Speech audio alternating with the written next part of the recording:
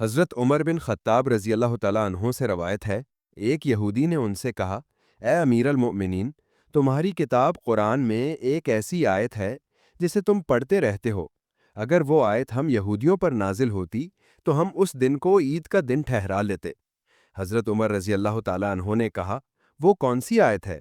یہودی بولا، یہ آیت، آج میں نے تمہارے لیے تمہارا دین کامل کر دیا اور تم پر اپنی نعمت پوری کر دی اور دین اسلام کو تمہارے لیے پسند کر لیا۔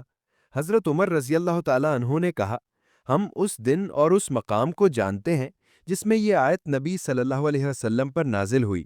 یہ آیت جمعے کے دن اتری جب آپ عرفات میں کھڑے تھے۔ تشریح: یہودی دراصل یہ کہنا چاہتا تھا کہ مسلمان اس آیت کی اہمیت سے ناواقف ہیں۔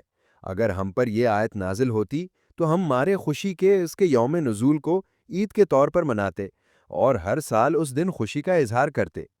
حضرت عمر رضی اللہ تعالیٰ عنہ کے جواب کا مطلب یہ ہے کہ تمہاری عید تو خود ساختہ ہوتی، لیکن ہمارے نزدیک تو اس کا نزول ہی عید کے دن ہوا، اور ایسی جگہ پر نزول ہوا جو بہت تاریخی اور انتہائی تقدیس کا حامل ہے، یعنی جمعے کا دن، ذی الحجہ کی 9ویں تاریخ اور میدان عرفات۔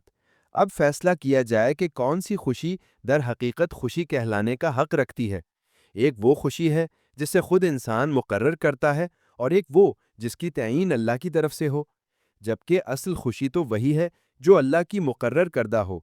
طبرانی میں حضرت عمر رضی اللہ تعالیٰ عنہ کے الفاظ اس طرح منقول ہیں کہ یہ آیت جمعے اور عرفے کے دن نازل ہوئی، اور یہ دونوں دن ہمارے لیے عید کی حیثیت رکھتے ہیں۔ المعجم الاوسط للطبرانی اور فتح الباری۔ غرض یہ دونوں عیدیں وقتی نہیں بلکہ دائمی ہیں۔ آیت کریمہ میں دین کے متعلق لفظ اکمال استعمال ہوا ہے۔ اس سے معلوم ہوا کہ دین کمال کو قبول کرتا ہے، اور جو چیز کمال کو قبول کرتی ہے وہ نقصان کو بھی قبول کر سکتی ہے۔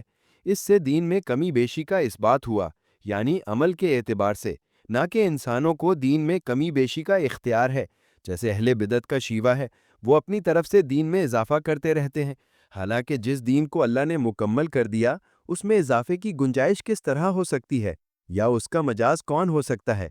ایک اشکال یہ پیدا ہوتا ہے کہ اکمال سے پہلے کمی کا تصور لازم آتا ہے، تو کیا شروع میں صحابہ کرام رضی اللہ تعالیٰ عنہم اجمعین کا ایمان اور دین کامل نہیں تھا؟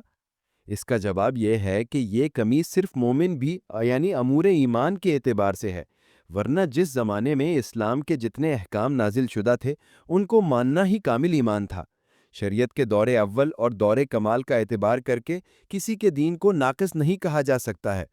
حضرت عمر رضی اللہ تعالیٰ عنہ خود ساختہ عیدوں کی تردید کرتے ہیں کہ ہم ایسے نہیں ہیں کہ اپنی طرف سے جو دن چاہے عید کے لیے مقرر کر لیں، بلکہ ہم تو اس سلسلے میں اللہ اور اس کے رسول صلی اللہ علیہ وسلم کی ہدایات کے محتاج ہیں۔